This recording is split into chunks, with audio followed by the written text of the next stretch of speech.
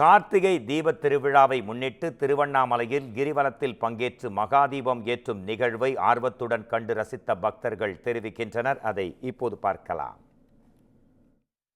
கிட்டத்தட்ட ஒரு 30 வருஷமா நாங்கள் சின்னதுலேருந்தே வருவோம்.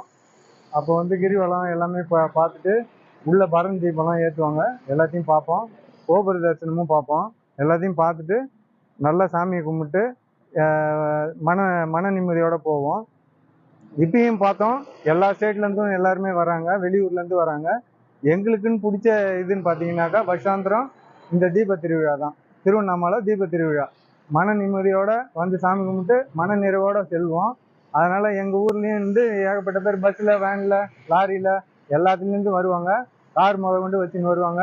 எங்களுக்கு சுற்று வட்டாரத்தில் தீபம் திருவிழானாலே திருவண்ணாமலை தீபம் தான். இங்கே நாங்கள் பார்த்ததில் எங்களுக்கு ரொம்ப மனப்பூர்வமான சந்தோஷம்.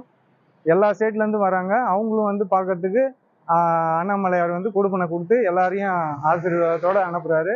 அன்னதானமும் பண்ணுறாங்க. எல்லாமே சிறப்பாக இருந்தது.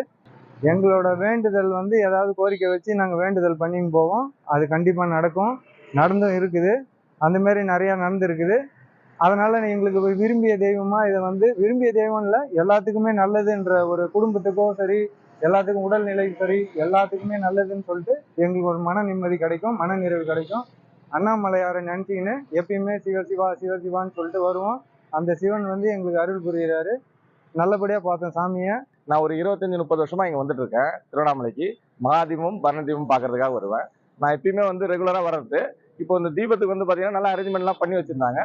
அண்ணாமலையில பார்க்கறதுக்கு இந்த வாட்டி கொடுப்பனை கிடைக்கும்னு நினைச்சேன், கிடைச்சிது. அதே மாதிரி அது ரொம்ப பலனுடனாகவும் இருந்தது, ரொம்ப சந்தோஷமாகவும் இருந்தது எங்களுக்கு.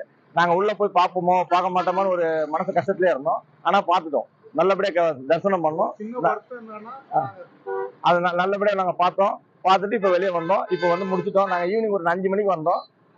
மேலே தீபம் பார்த்தோம். நாங்கள் 6 மணிக்கு பார்த்துட்டு பரந்தேபத்துக்கு பார்க்கறதுக்கு கீழே உள்ளே போனோம். உள்ளே போய் தரிசனம் பார்த்தோம். அண்ணாமலையார் கொடுப்பனையோட நல்ல தரிசனம் கிடைச்சது. அண்ணாமலையாருக்கு அரோகரா.